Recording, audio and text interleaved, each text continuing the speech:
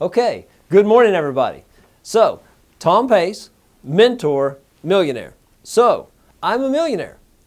How did I get to become a millionaire? I didn't do it on the internet. I did it the old-fashioned way. I worked really hard. Okay, so, you know what this is? This is a shoe brush. This is a shoe. Shoe brush, shoe. Okay, so when I was 14 years old, I had an opportunity. Not the greatest opportunity around, but I had an opportunity.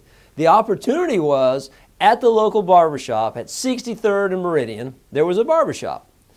And they had a shoe shine stand. And they didn't have somebody shining shoes. So they said, would you like to work as a shoe shine boy? Shining shoes is not the most glamorous job in the world, is it? Absolutely not. People made fun of me. My friends made fun of me. People, even the customers, made fun of me. Back then, people like me did not shine shoes. But here I was shining shoes. They didn't pay me any money unless I shined shoes. I wasn't on an hourly. There wasn't labor laws that protected me. I went to work to shine shoes. Now, a lot of people say that if you're shining shoes, that's a dead-end job. I found out it's not a dead-end job. The barber that I was working for moved from 63rd and Meridian to 36th and Young's in Oklahoma City. It was a smaller shop and there weren't near as many people and I didn't make near as much money. I think I was getting 35 cents, maybe 25 cents for a pair of shoes to shine. That's not very much money. So, they told me my responsibility. They said, we'll supply you with the shoe polish. We'll supply you with this wonderful stand. In between customers, you need to clean the barbershop. Got to clean the barbershop. They're not going to pay me anything. The only money I make is if I shine somebody's shoes. And this is a slower barbershop. Now, I could have quit, but I didn't want to quit.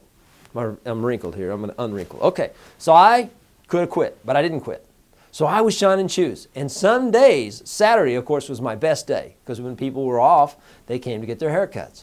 But when people come to get their haircuts, they don't wear dress shoes on Saturday. They wear tennis shoes and everything else. They don't wear dress shoes.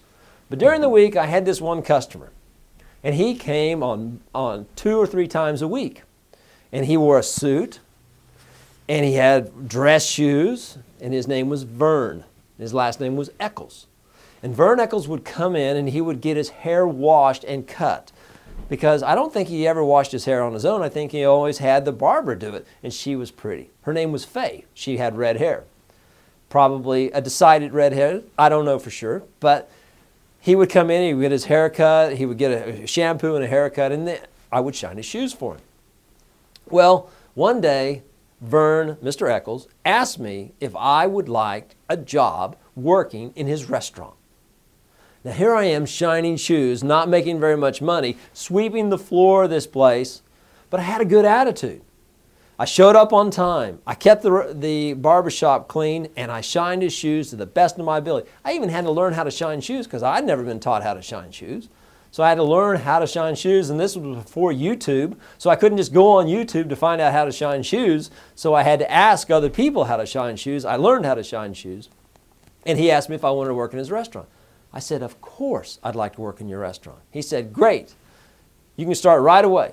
And I said, okay, what do you want me to do? He said, we need a dishwasher. I'm 14 years old. He wants me to wash dishes. I'm like, not really sure I want to wash dishes in a restaurant, but it's a lot better than shining shoes. So I got a job as a dishwasher in his restaurant. So I was washing dishes, and if you've ever washed dishes in a very busy restaurant, you walk out of there smelling like grease. One day when I came to work, he said, the busboy didn't show up. Would it be okay with you if you bus tables instead of wash dishes?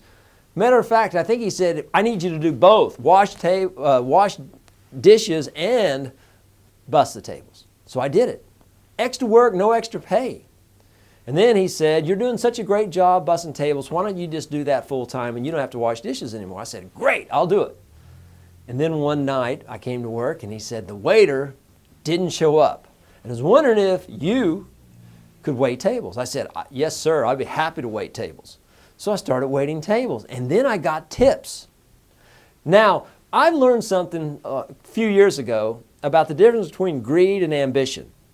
Ambition is making a profit that's a service to others. And greed is making a profit at the expense of others. So I would come to work waiting tables, and if I gave great service, I got a great tip. But if I gave lousy service, I got a lousy tip.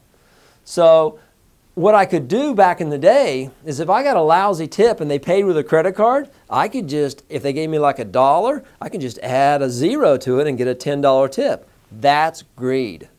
But if I gave really great service, I got a $10 tip because I deserved it, and that's ambition. So the difference between greed and ambition is getting a profit from giving great service or a great product, and greed is getting a profit at the expense of others. So I worked from shining shoes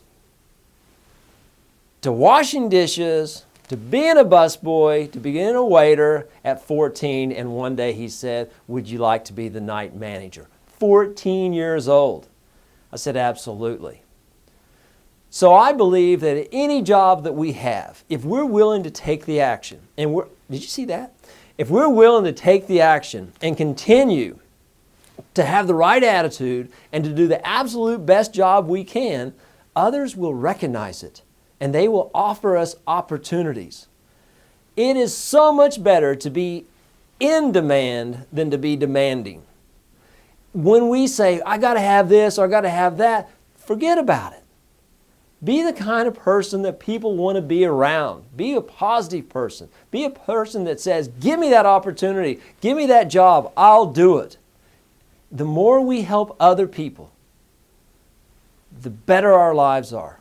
The more we give, the more we live. Thank you very much for listening. Please subscribe. Please share this video with other people. Let them know that Tom Pace, mentor, he's a millionaire. And I want to share with you guys how I became a millionaire. I didn't win the lottery. I've worked hard. I've put 2 things into action to make me become a multi-millionaire. And I want to share those with you in the upcoming video. So please subscribe, please share this video with other people, and down below, I've learned this from Evan Carmichael, down below, put your comments. We're going to watch the comments and we're going to respond to those comments. So thank you very much for listening, and I hope you have a fantastic day.